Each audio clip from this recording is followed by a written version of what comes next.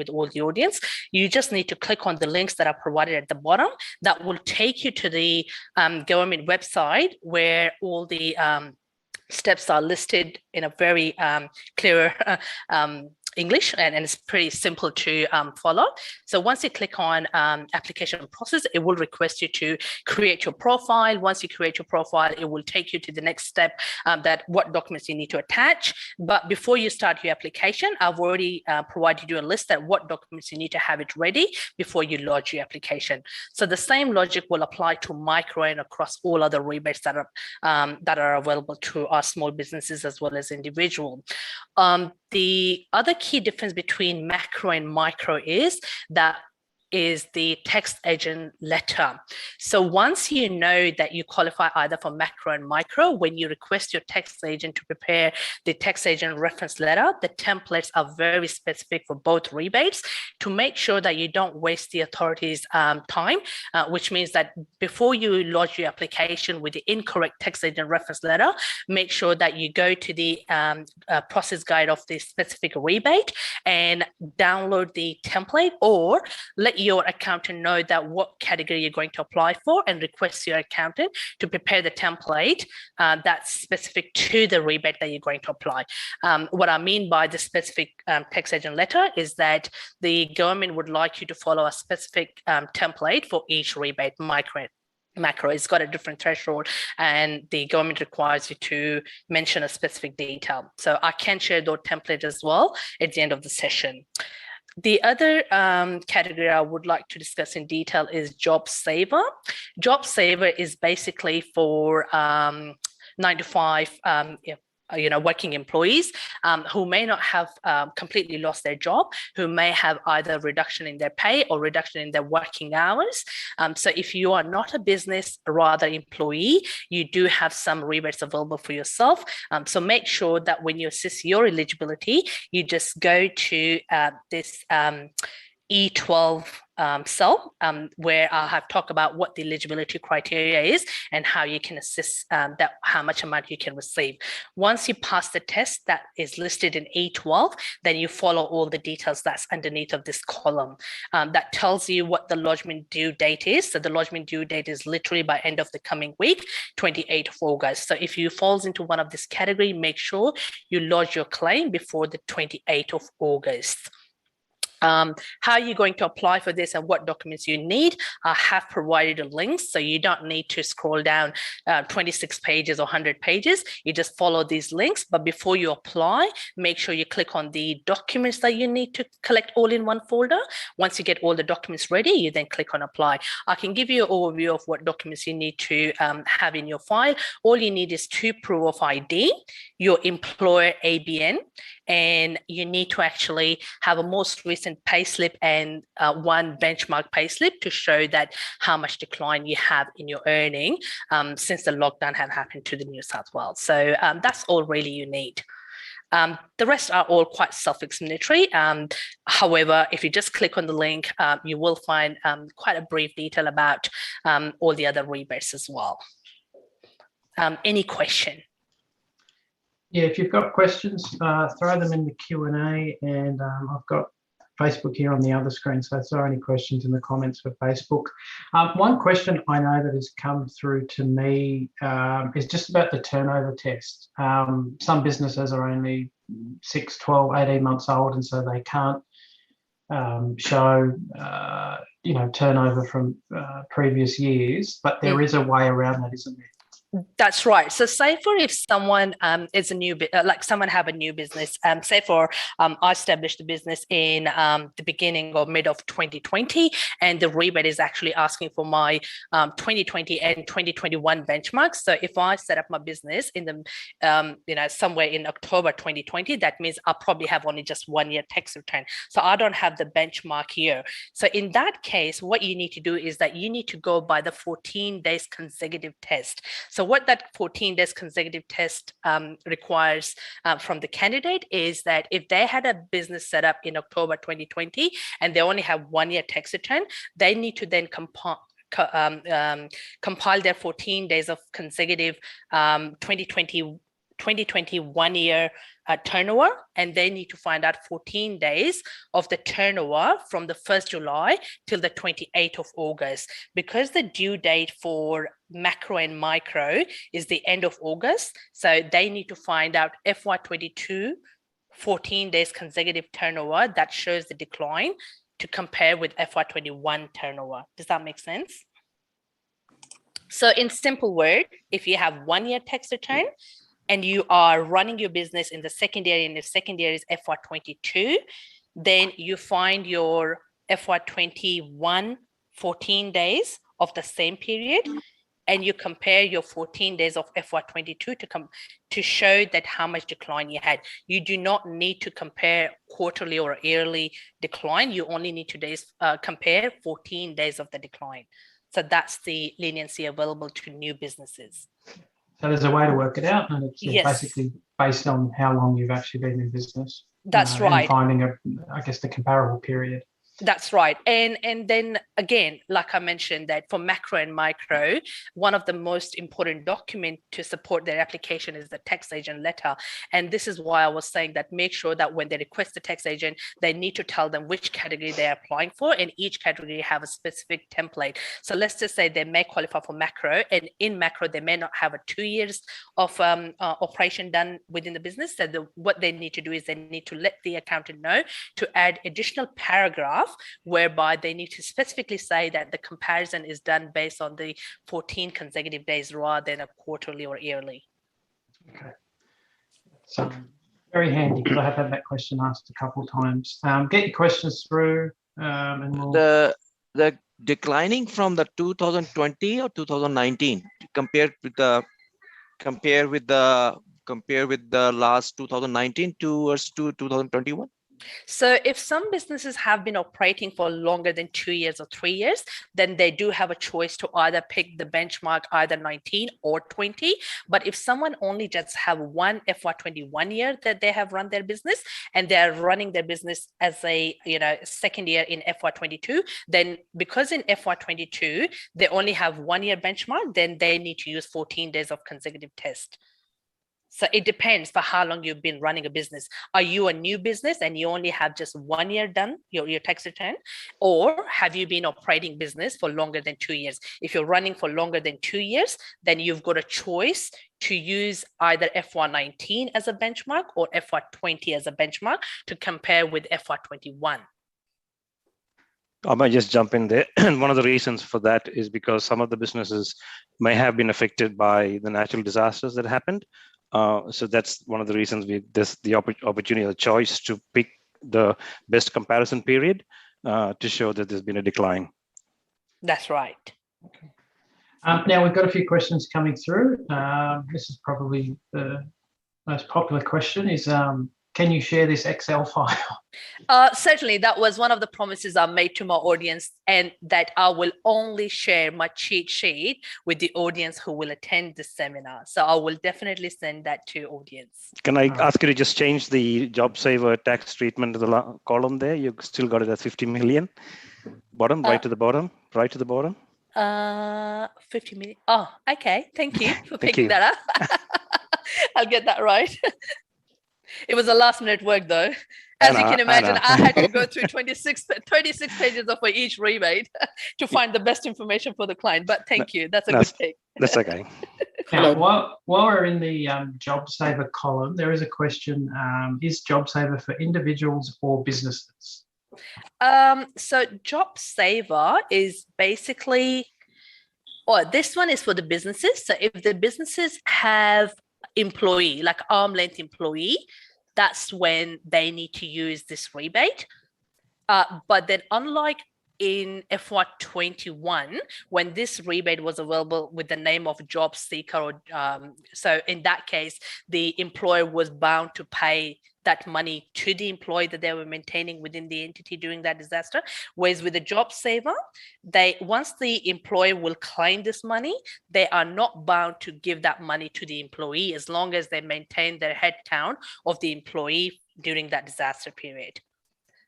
So that's the key difference. So the difference between the job saver and the job keeper is, as mentioned, is that the job saver payment is basically to keep the business afloat. And again, if an employee or employees have been or have lost money as a result of stand downs or shutdowns, the employee can actually go to Services Australia and they get the disaster payment. So they can show the difference of earnings to get the disaster payment. The job saver payment is basically to pay utilities and all the other things so that the businesses stay afloat and don't have unnecessary expenses, which there's no income. So that's the difference between the job keeper and the job saver. And the job saver is an ongoing and rolling payment, not a one-off payment. And as it stands, even though we say 28th of August, the actual description is until lockdown ends. So we just got to make sure that, if the date changes from August to September now, those things may change. So that should be also an update later. Just to continue with what Anthony just mentioned, bear in mind that if any business, they have arm's length employee, so that also includes if any director decide to employ themselves on an arm's length, they can also fall into the category of job saver. So what that means for the small businesses, that if someone have a one director and that director is hired on an arm's length basis, they can potentially apply for macro plus the job saver. Okay. And so broadly speaking, the way they've done it this time is that the state government looks after businesses and the federal government looks after individuals. That was my understanding. That's a broad way to sort of get your head around who to look for in case you need support. So because this is a business relief forum, we've got someone from Service New South Wales here, Anthony De Cruz. Thank you for joining us. Now, I thought I'd ask you, what are some of the common pitfalls, some of the common mistakes, some of the errors that people make now? As Sakina said, there's pages and pages of information here, and she's done a brilliant job in summarising this. But not all businesses are the same, and you might trip yourself up here when you go down the rabbit hole of trying to apply. What are some of the tips and tricks and common errors people are finding that you can help us with? Thanks for that. Thanks for the intro as well. As we mentioned in the early stages, when all these grants were rolled out, they were rolled out at different stages. For example, the business or the grant was set up from the 26th of June to the 17th of July for when the initial lockdown started, and then when the construction industry went into lockdown from the 18th of July is when the job saver kicked in. So there is a little bit of a difference between each of these grants, as I mentioned as well, and understanding the difference and understanding the comparison period. That's are the most important things. And one of the things that are now coming out of the woodwork are people who unfortunately applied without, because I don't know the reasoning behind it, but people must have thought there's only a limited amount of money or whatever it may be. So they applied for the wrong grant. And then now what we're seeing is large number of businesses are now working out the difference comparison or the comparison periods that they can use. And again, as I mentioned, because of natural disasters or the floods or fires or whatever may have happened previously, they are looking at different comparison periods and then realizing that yes, I can get more money. I can fall into different the payroll amount that they can claim is higher. So the weekly or the fortnightly payment can be higher. So that is one of the most important things, and that I would recommend businesses, if they haven't applied, is, like I said, measure twice, make sure you got the right amounts, talk to your accountant. We have also provided all accountants with a cheat sheet or a toolkit of how they can work out the best comparison period.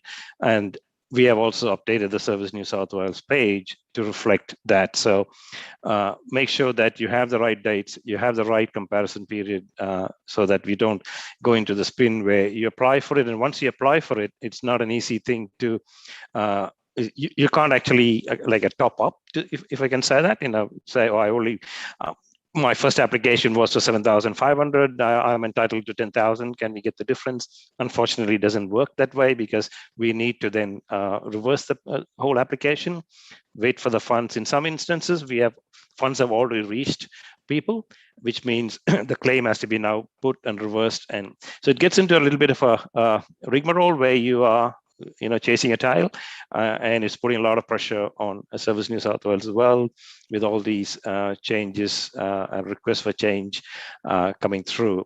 The other important thing that we're finding out is that businesses are also not aware of what other things are needed before they apply for this grant. So the idea is that before you start applying for that, we need to make sure that businesses are aware of all the other requirements.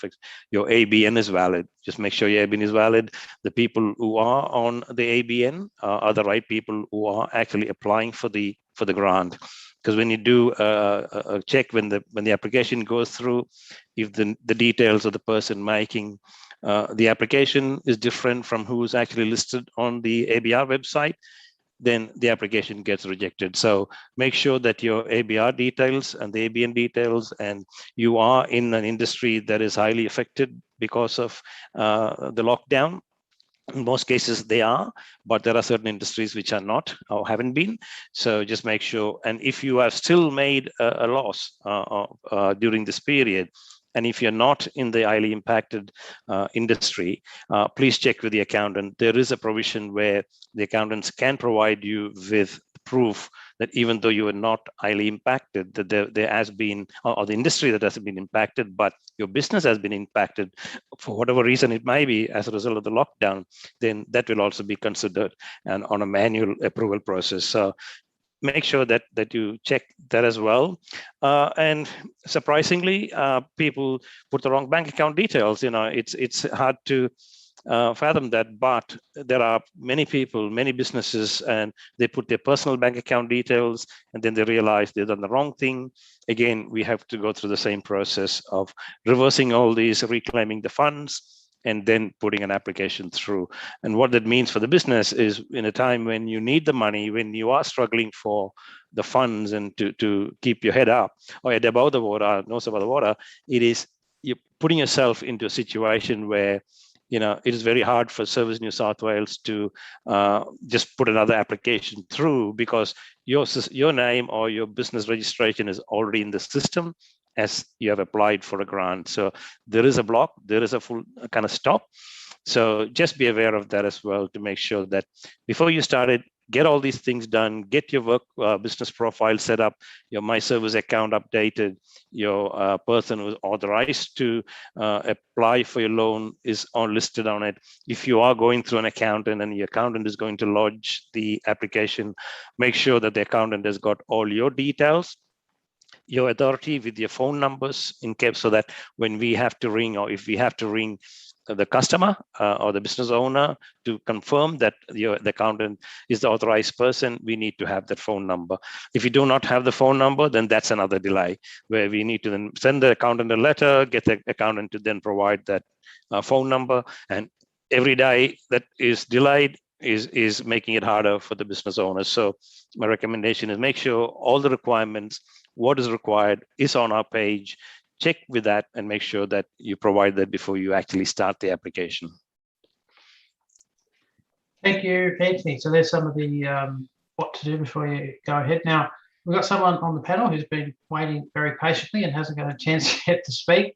Charisma, I'll give you a chance to speak, and maybe just cover off some of the relief and programs and support that's available at the council level. So if you're a business in Liverpool, what options are available for you?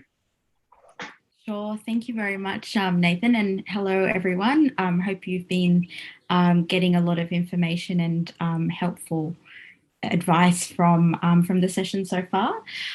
So as Nathan mentioned before, broadly, where sort of federal government is helping individuals and state government is helping businesses, council is really kind of at the coalface of the community contacting us to sort of figure out what's available to them, where they can go for assistance, and what's local as well. Obviously, a lot of the health information that's coming out is based on local government areas, and our local government area borders are very, very important at the moment. At Liverpool, we know that a lot of people in our community are doing it quite tough. So one of the things that we have done is introduce a business resilience package, which provides support to local businesses by waiving outdoor dining fees, by waiving landlord fees where they are a tenant of council, for example, and also providing support to help businesses and people that work within those businesses build skills and capacity whilst they may be in lockdown and not able to perform their usual duties. So if those sorts of things, so free training and skills-based sort of support is useful for your business or useful for yourself, you can get a complete list of what's available on council's website. And we've also extended our hardship provisions for council rates, both for businesses as well as for residents. So again, if that's something that you need to tap into, please do that. Alongside that, a lot of what council is doing is looking at some of the more vulnerable people within our community. So I've been contacted by multiple people in the last few weeks who, have friends, community members, neighbours, others that they know that are struggling.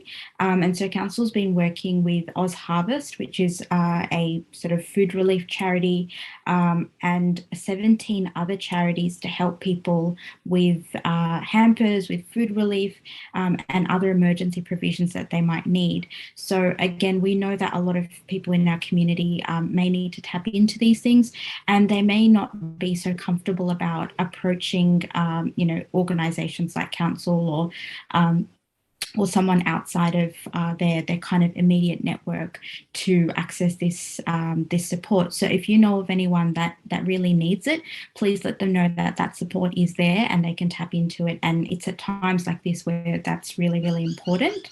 And I know not just from homeschooling, but working from home and, a whole range of other things. Now that we've been doing it for about 9 weeks, we seem to have really forgotten what normal life feels like. Some of us may either have gotten to know our neighbours a lot more or a lot less. So another of council's initiatives is to try and encourage people to have some sort of connections in the ways that they can, given the restrictions and the circumstances. So a fun thing that I've done recently is download the Good Neighbour postcard via council's website and send that to some people that I haven't seen in a long time, just to let them know that I'm thinking of them and that that connection is really important. So we know that obviously financial and these immediate resources and supports are super helpful, but that fundamental human connection is, I think, what a lot of us are really feeling the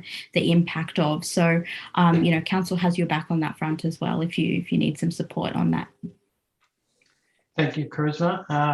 Charisma's day job is working for Headspace, which is the youth mental health organisation. So one of her passions. Can you tell? All right. Now, I know Abdul has had his hand up very patiently. Abdul, you've got a question? Oh, yes. Can I talk? Yes, go ahead.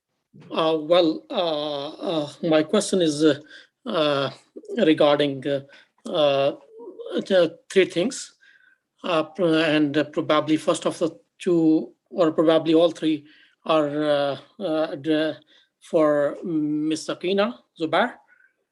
And my first question is the 75,000 turnover for macro business grant is required for 2 years or 1 year? So that depends on for how long your business have been running. So should your business be running for longer than 2 years, you are precisely required to compare FY20 with the prior year. However, if your business just commenced the operation in FY21, you do have a flexibility to compare your FY21 turnover with the 14 days of consecutive turnover in FY22 from 1st of July till the 28th of August. So you mean that 1 year should be 75,000 or more, and rest of the years could be less or something like that. Is that the case? So that depends on the scenario. So let's say a business have already traded for longer than 2 years. And then when you use the benchmark here, benchmark is always before the 21. So if your benchmark is either 19 or 20, you do have to prove that your business turnover in those benchmark years were 75,000. If they are not, then you do not qualify for macro business grant. So in the nutshell, you're saying that this turnover required is for 2 years, not for 1 year. Correct. Okay. The exemption is for the new business. If their first year have already made 75,000, then the ATO makes that exemption that if the second year is their FY22, and if their turnover is impacted from 1st of July till the 28th of August, they are likely to make the turnover of 75,000 or more, because the business always go ahead rather than backward. I mean, in some cases you can always argue, but there's just a hypothetical assumption that the ATO is making with the hope that in FY22, if any business in FY21 have made 75, they're likely to make either same amount or more. Okay, so would you consider the lease or rent income as an income in this turnover? I do have a separate slide for that. So once all our representative will, go through their slides, I will cover another slide that talks about the rental income. So I will answer that question once we get to that stage. Yeah, we'll come back to that one. Yeah, we do have some reliefs for a passive income, which in this case is a rental income. So if you're a passive investor, and if your passive income have been impacted because of the lockdown, the government have got some relief for those passive income as well. So I will address those in a while. Okay. The other thing is, you said the deadline is 28th of August. And the website says it is 13th of September and some date in October. Yeah, so the one that you see in row 18 are the most updated one. I've just made it this morning. So as Anthony or someone just in the beginning have already mentioned, that given the complexity that the government have been keep on changing these dates, it is quite difficult to keep staying on the track. So as of now, the dates that you're seeing here are the most updated dates, but they make sense because as you've just heard yesterday that the lockdown, the day before, that the lockdown have been extended for another 1 month, because the government is keep on reviewing these, the submission date, depending on for how long the lockdown will extend, you're likely to have the extension on the submission of these applications as well. So these dates will keep on changing depending on for how long this lockdown will continue. Just to jump in, sorry, I actually mentioned that it is the actual terminology that was used is till lockdown ends. So the date Sakina has got is correct as per what was till yesterday, because now the dates have changed. So we will update, and obviously Sakina is going to also update that depending on the lockdown period ends. Well, but the submission of application deadline is probably 13th of September and sometime in October as per the Service NSW website. That's correct. That's right. So sorry, Sakina, that is correct at this stage. That's the date that is there. Again, depending on the nature and the lockdown period, that will also and can possibly be extended. So my recommendation is have a look at that. Keep an eye on those dates, and these things will change. And because things are moving so quickly and as not what was expected, so those dates will change. Correct. Okay. All right. Well, my third concern is regarding the accountant fee. The accountants are charging very high price for this letter. Why is that? Although this is out of the scope, however, I'm happy to address that question because I mean, the ATO or no authority really dictate the tax agent that what their service charges should be. I consider a reasonable charge for reference letter as 350, but obviously it's a very subjective point. So I don't think anyone can really satisfy your question. The only thing I can just jump in there, and depending on which grant you are applying, there is also a provision now that you in some cases you don't need to get an accountant letter depending on which grant. So you may have to check the web page. You can provide bank statements just to substantiate that loss. So please have a look at it, and you can verify the Service New South Wales webpage that has been updated to show which of these grants that you can actually use your bank statement. Well, if you are the NSW government representative, let me apprise you that I talked to one of the representative on phone, and she said to me that it is recommended to have the accountant letter rather than giving these bank statements. It is recommended, yes. That is a recommendation, yes. But if you are in one of these forms, there is a provision, an exemption that which you can provide bank statements. Yeah. Thank you very much. Very kind of you. Thank you. To all of you, actually. Thank you, Abdul. Now, Adnan, you've got your hand up as well. I think some of the grant doesn't require the accountant letter. Some of them, isn't it, Anthony? Right. So like I said, Yeah. there are things have been changed. They Yeah. made it easier because, and as rightfully said, because of the expense and the cost involved, and not Yes. all businesses are able to provide that. So please check the Service New South Wales webpage. That has been updated, and you may come under the category where you may be able to use the bank statement to justify the downturn. Yeah, because of some of them applied for that council rate and rebates charges. They don't require for the accountant letter. Yeah, for the So rebates, they- fee they and just- rebates, for the some fee of and them, rebates, sorry, to jump in, the fee and rebates, you don't need to provide a Yeah. downturn. The fee and rebates, if you're in the impacted industry and if you can apply for that and you get a digital credit. So that you don't need to show a downturn for the fee and rebates as such. Yeah. And no one needs any accountant letter for disaster payment either, as long as you've got the most recent payslip and the benchmark payslip. So you can just apply through your MyGov account. You don't even need to walk on the path of seeing any accountant for that because it's fairly straightforward.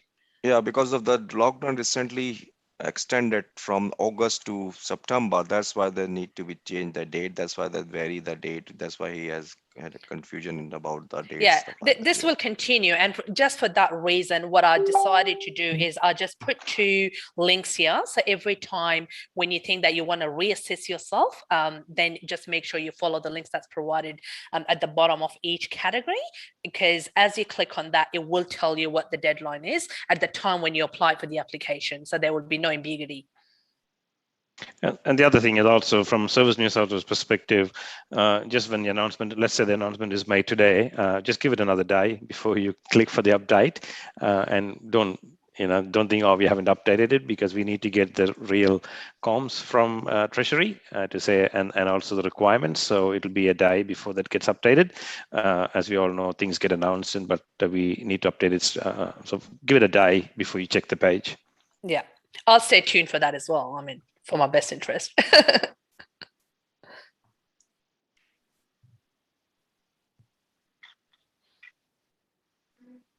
Oh, my computer's got a bit funny there. Okay, Adnan, Yes. have a question, I think. I have a question regarding micro business grant. Actually, I started another business. I have 2 businesses. One is in Chester Hill area, and the second one is in Sydney area. So in Sydney, my business started in April, but I applied for the ABN in May. So I have a ABN starting from May, and then I need to apply for the micro business grant for that business.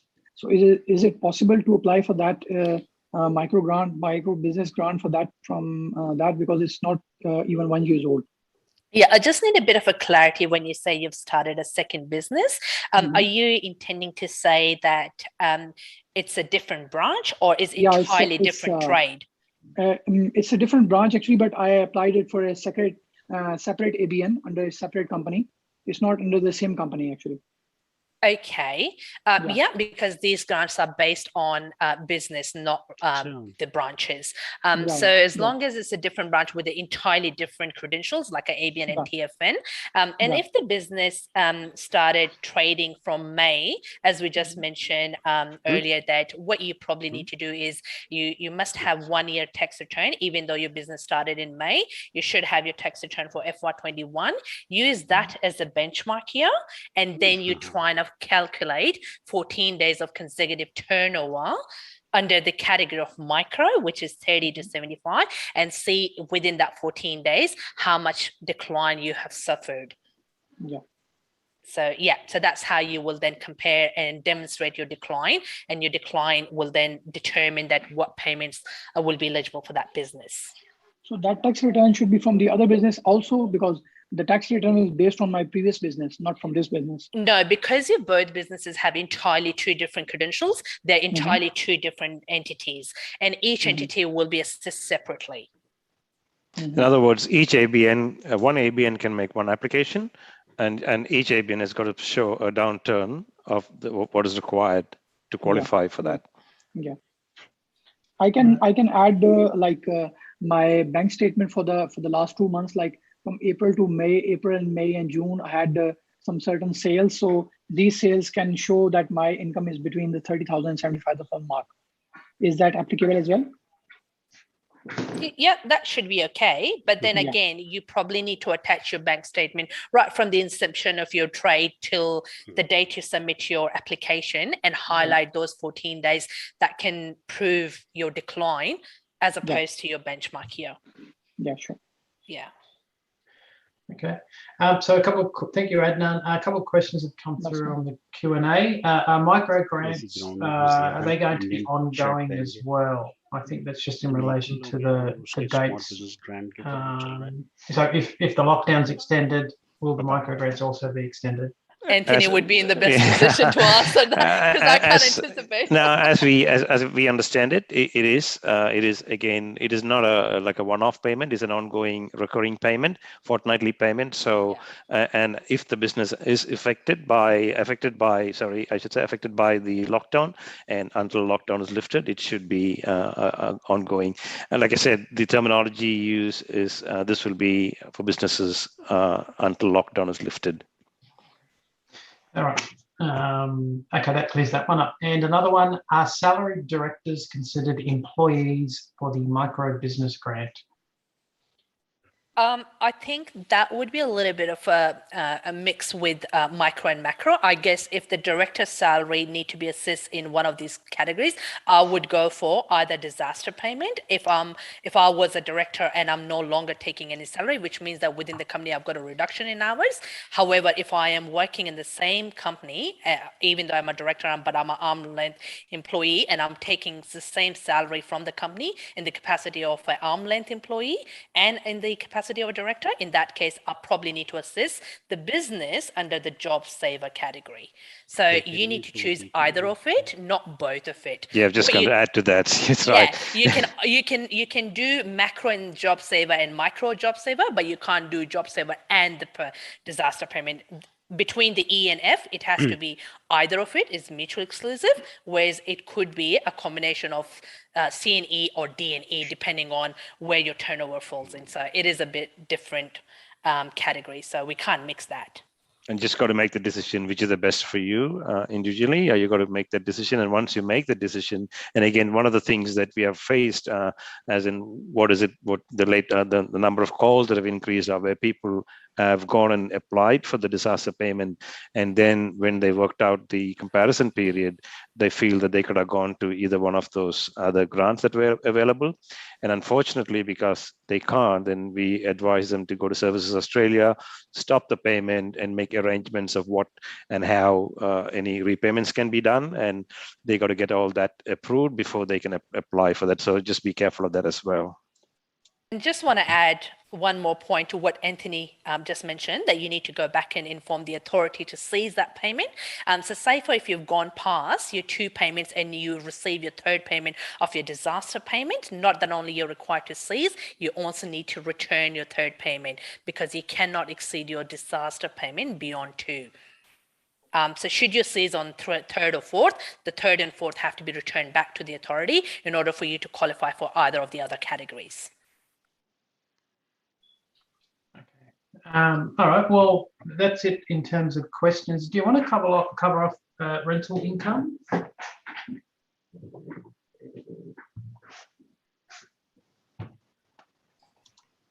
Yeah, I was still on mute.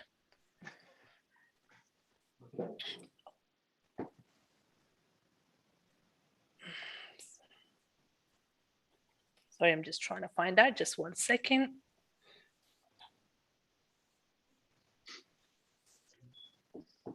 Now, what have we got? We've got about 5 minutes left. I know I have no idea if this thing cuts off or it keeps going, but I assume it's going to keep going. But if it doesn't cut off, thank you, everyone. This is the first time I've done a webinar. If that's not apparent, but yeah. So while Sakina is there, the other thing I also just want to highlight is, please check the web pages, and Sakina's got the links on a spreadsheet as well, which gets automatically updated. So please keep referring to that as every time you have any questions. All right. Is the family daycare educator apply as a sole trader or micro business under the? I can answer that question. So it can be either. Macro, micro, or job saver does not discriminate what type of entity you are. It's based on your turnover threshold. You can be still sole trader, and your threshold can be even 100 or 200 or even $1 million. So the ATO does not discriminate that. So I've just got one question via Facebook. Should a sole trader apply micro business grant or disaster payment? Can disaster payment be backdated? The determination will be back to your turnover threshold. So I would say try not to confuse yourself what entity you are. Try to focus on the turnover, because the eligibility is not based on the type of the entity, it's based on the threshold. Yeah. That's a very important thing that people should realize. And before even making the decision of, what I'm entitled to, look at your turnover, see what's your downturn. Have you got employees? These are the few things that you need to make sure and check first. Mm-hmm.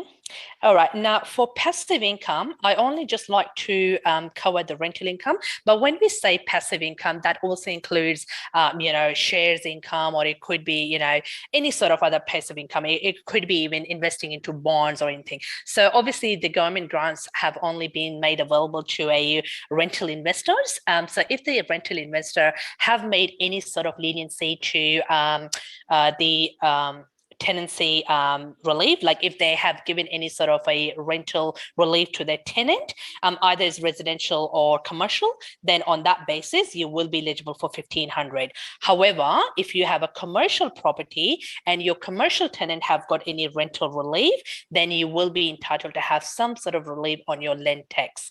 Again, this was for during FY21, the relief threshold and the relief amount was different than what the ATO have announced for the period of 1st of July till the 31st of December 2021. So in order for you to make sure that you apply for the right grant, please follow the link that I will share with you, because once you click on this link, this will take you straight to the right period, which is from 1st of July 2021 to the 31st of December 2021, and that will take you to the amount and the application process that if you fall into the land tax relief, if you have a commercial property and you've given a rental relief to a commercial tenant. So we just got these 2 relief available. All right, thank you. Now that one's only quite recent, isn't it? That one's sort of only come through in the last week or 2. Yep, that's right. Yep. Because that was certainly one of the other questions I was getting quite a bit in terms of rental relief and issues there with shop owners and that kind of thing. So that's good to know that that's come through. The only thing I would like to stress is that when anyone wants to determine their relief under the passive income, and if that passive income is rental income, you must find out whether you are an investor for a commercial property or a residential property. That's the key. So if it's a commercial property and there's a relief to a tenant in terms of the rental income that they earn, then you may qualify for both. But if it's a only residential property and you've given a relief to a tenant in terms of a rental income, then you only qualify for a rental relief. Okay. So I'll recap. For commercial, you may be eligible for both. For residential, you're only eligible for rental relief. But both have a different application process and they both have a different dates and amounts. So make sure you follow the right link. Sakina, can you please make the PDF and share in the group this one as well? Absolutely, please? Absolutely, yeah. Now, let me flip that question on its head. If you're say you're running a cafe, for one of an example, you're running a cafe and you want rental relief. My understanding is that at this stage, basically, you've got to negotiate with your landlord, and if that doesn't work out, you basically got to go into sort of mediation. Is anyone here able to answer that one? I've got no. Yeah, I can just jump in there. And yes, there is a mediation advocacy support available through the Office of Small Business Commissioner, so they can actually reach out through. And again, that link is on our page. If they have an issue, and if the landlord is having or the tenants are having issues with from a commercial perspective, the Office of Small Business Commissioner can help. All right, thank you for that one. All right, so I'm mindful now that it's 6:01. We've been going for an hour. Lots of information to take in there, but just to recap. If you have attended the Zoom, you will make this little cheat sheet available. I do have a couple of people on Facebook who have watched it. We've had about the same number of people on the Zoom as the Facebook watching, and they've also asked where they can find this spreadsheet or this information. So if you'd like, I'm happy to share that with them. Yeah, sure. Yeah, look, I think this has been a fantastic session. Plenty of great questions, plenty of information. I know for many people, whether it comes to business support or any other kind of issue during lockdown, it's been very hard to find a one-stop shop with some concise, easy to follow information. And I think we've done that here over the last hour. Now, another thing, I think if this all works, when we go out of this, it should prompt you with a little survey and ask you about what other sessions you'd like to see. So if you found this informative, we can do other sessions on any range of things. Doesn't have to be about business, but if it needs to be about business, we can do that. But I'm happy to sort of do these every week or every couple of weeks on whatever information people are wanting to find out while we're all locked away in our little home offices. So yes. Now, Siddiqui, you had your hand up. Just thank you to Anthony and Sakina and Krishma and you yourself and then Alok as well to arrange this session for the community purpose. That's the only question I got one of the received through WhatsApp, and then they asked me that actually the parent gap fees for the family daycare educator. How to measure these things, because the government said don't take the parent gap fees from the parent, but the thing is that they still decline to the educator. So how we can measure the thing, because the last year they take the parent gap fees last year, but they're not this year. So is this include in the turnover, all the annual turnover, or is this only we can measure it in the under the line of the 30% reduction? Who wants to take that one? I'm not very quite sure the answer, but I think that being a federal government kind of subsidy could be a bit different. I don't think it comes under these grants. So, are you looking at the subsidy that's available, or is it to apply for one of these grants? I'm really not sure of the question. what happened that they thinking where we go for that we as a sole trader, because the family daycare educator working as a sole trader, basically they have a own ABN number. They're not a small business, not making money more than $75,000. The thing is that the government stopped the gap fees. Normally what happened, they charge the gap fees to the parent, but they said no, don't charge to the parent, because they give it to relief to the parent, and then they also book the kids on this session as well. Whole they don't want to lose the session from the care. So in this case, they thinking if they lose that money for the parent, so how we can get this apply for that thing, because they don't get any relief and benefit from the thing. So but this is the reduction in their payment for the weekly or fortnightly whatever. So they are So they does that qualify as a yeah, reduction they in qualify turnover? for them. How to measure the thing is they, because the last 2019, if the comparison from the 2019 to now, so it's not a 30% reduction actually. Yeah, I would probably it's Analak here, because childcare is a federal Commonwealth program. Yes, it is a business, but the funding model itself is based on what the Commonwealth regulates and provides. So depending on where your where the individual is, they might want to get in touch and base with their local federal member, whether you're in Macarthur or Werriwa or Fowler. I don't know. So that's where I would probably go, because it is childcare. The rules are changing this year, because I've got two little ones in childcare. So yeah, I would, from an operator's perspective, I would certainly touch base with the local federal member, and they would certainly be able to give you more succinct advice and accurate advice.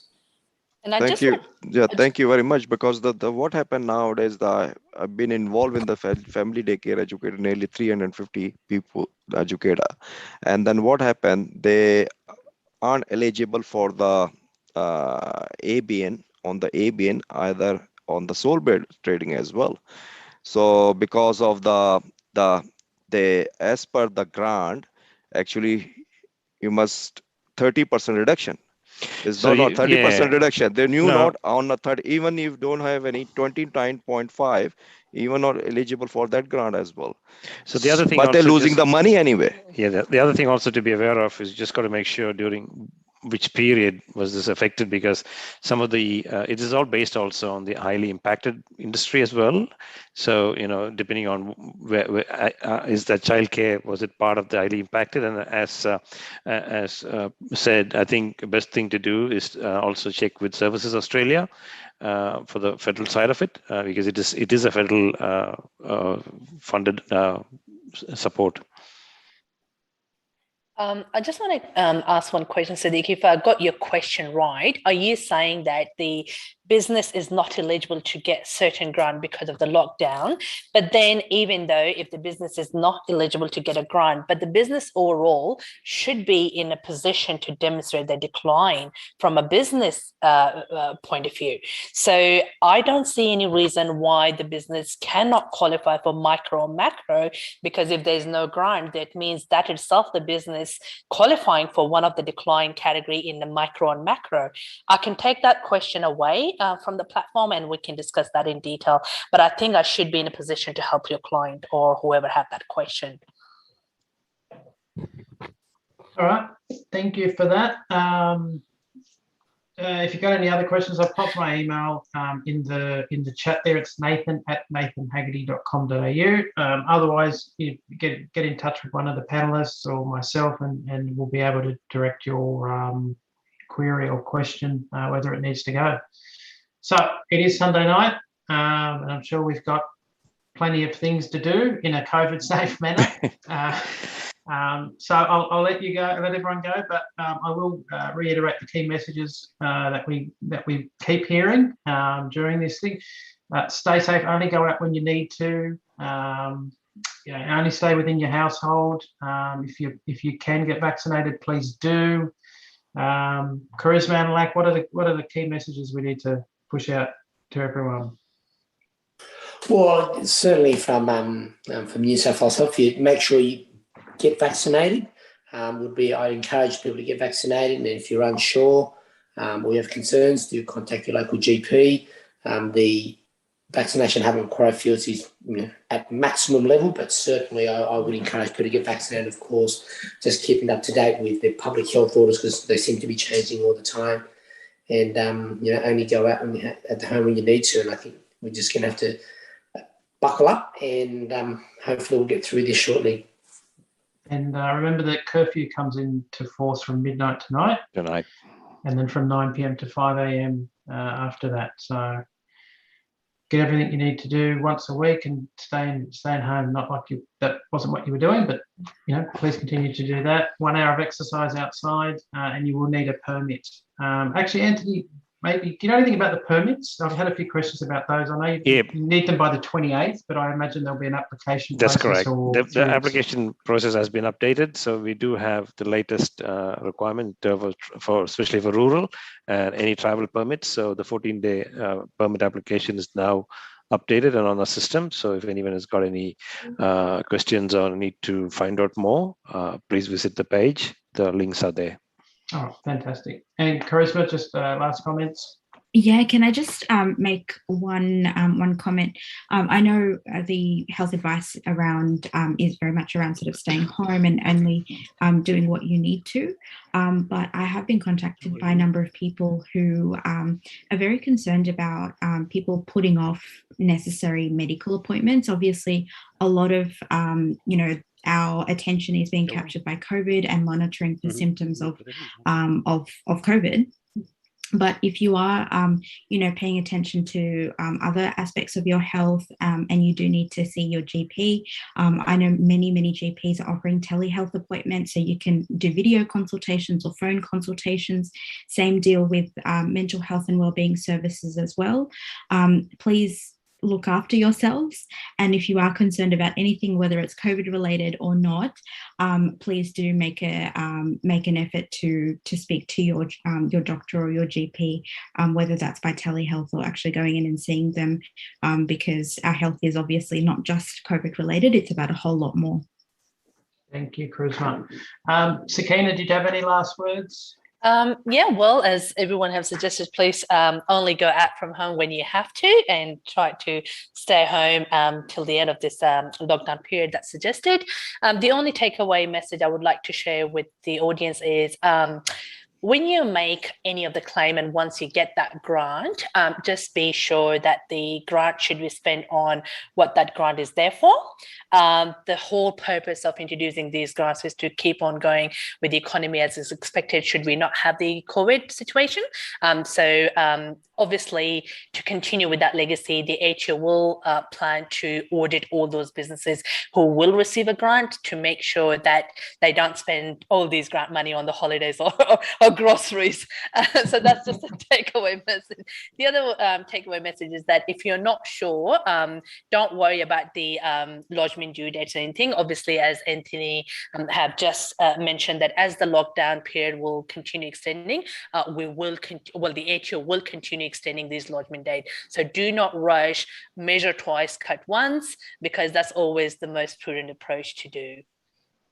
And also, just to add to that, if you don't mind, is these payments that those of you who have applied and has gone through will be backdated. So you might get some fortnights and then they will catch up. So just make sure that, if you do get only a fortnight now, that's a backdated payment and the next one is coming through as well.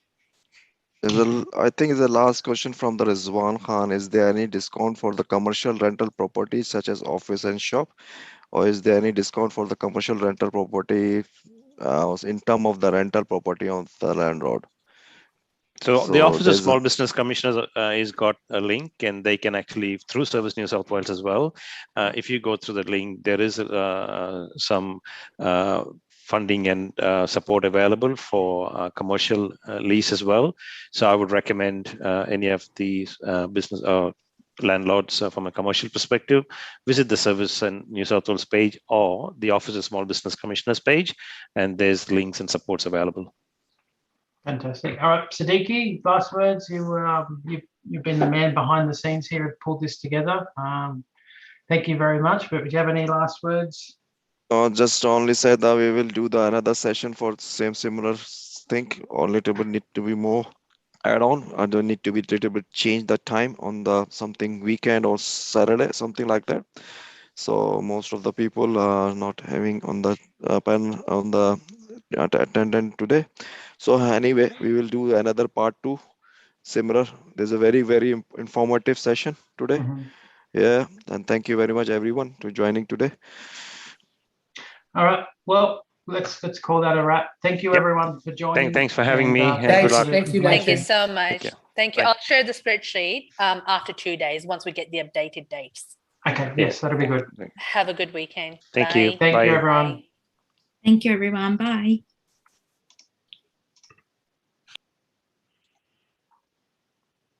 Recording stopped.